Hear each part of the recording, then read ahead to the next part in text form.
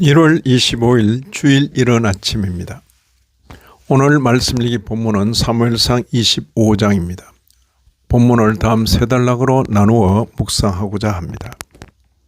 첫째는 1절 사무엘의 죽음, 둘째는 2절 이하 38절 나발의 악행과 아비가일의 지혜, 마지막 세 번째는 39절 이하 44절 다윗의 두 아내. 오늘 본문에서는 다윗의 아내 아비가일에 대하여 비교적 자세하게 언급합니다.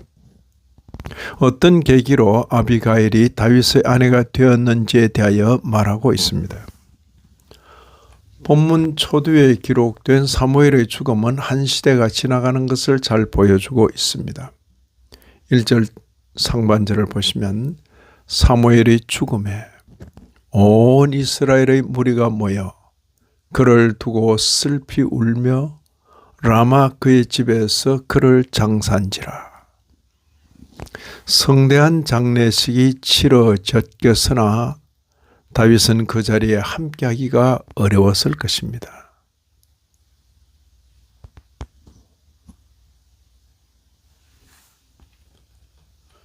1절 하반절을 보시면 다윗이 일어나 바란 광야로 내려가니라.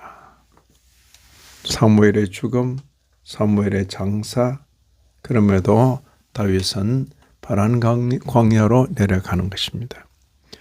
마온에 있던 한 사람 갈멜 족속 나발이 소개됩니다. 나발. 다윗이 소년 10명을 보내 나발에게 도움을 청합니다. 이는 다윗 일행이 나발의 양떼를 지켜주었기 때문입니다. 이런 요청을 들은 나발이 모욕을 주며 거절합니다. 10절 이하 11절을 보시면 다윗이 누구며 이새의 아들이 누구냐?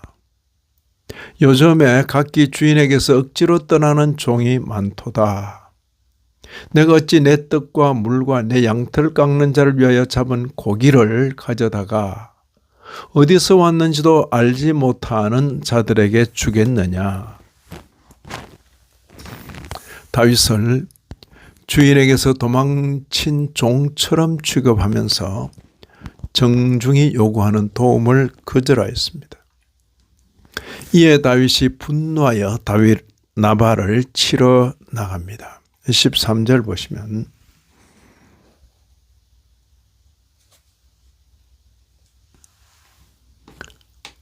너희는 각기 칼을 차라 하니 각기 칼을 차매 다윗도 자기 칼을 차고 400명가량은 데리고 올라가고 200명은 소유물 곁에 있게 하니라. 안전을 위한 거죠.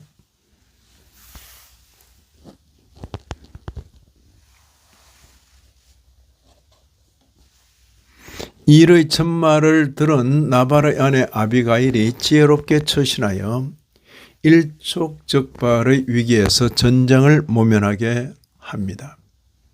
그 여인은 다윗의 분노를 가라앉히고 살육의 범죄를 막았습니다. 충분한 식량을 준비하고 다윗을 향해 나아가서 다윗의 발에 엎드려 남편 나발의 죄악을 용서해 줄 것을 구하였습니다.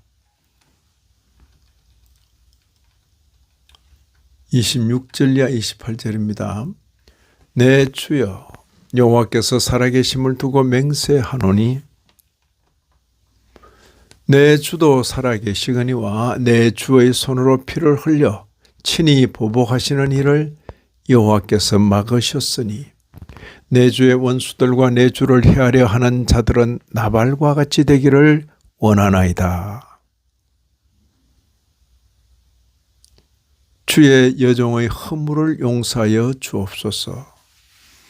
여호와께서 반드시 내 주를 위하여 든든한 집을 세우시리니 이는 내 주께서 여호와의 싸움을 싸우시며 내 주의 일생에 내 주에게서 악한 일을 찾을 수 없음이니이다. 다윗이 아비가일의 지혜로운 청을 듣게 됩니다. 하나님의 섭리를 깨닫고 감사하며 아비가일의 지혜를 칭찬하고 복을 빌었습니다. 32절 33절을 보시면 오늘 너를 보내어 나를 영접하게 하신 이스라엘의 하나님 여호와를 찬송할지로다. 또 내 지혜를 칭찬할지며 또 내게 복이 있을지로다. 오늘 내가 피를 흘릴 것과 친히 보수하는 것을 네가 막았느니라. 아비가일을 칭찬하는 것입니다. 아비가일은 돌아가서 만취한 남편이 술이 깬 후 아침에야 자초지종을 말해 주었습니다. 뒤늦게 사태의 심각함을 깨달은 나발은 낙담하여 그 몸이 돌과 같이 굳어져서 약 열흘 후에 죽게 되었습니다. 이 일을 계기로 아비가일이 다윗의 아내가 되었습니다. 다윗이 청혼하였고 아비가일이 응하였습니다. 이런 말씀을 읽는 신약교회 성도인 우리로서는 본문에서 나발과 아비가일의 대조적인 모습을 보게 됩니다. 배은망덕한 나발의 우매한 행동과 지혜롭고 현명한 아비가일의 처신을, 다윗을 대하는 아비가일을 보면서 현실을 살아가는 성도로서 가져야 할 지혜로운 판단과 처신을 배우게 됩니다. 이 아침에도 말씀에 참여하신 모든 분들 위해 하나님의 크신 은혜가 더하시기를 진심으로 기원합니다.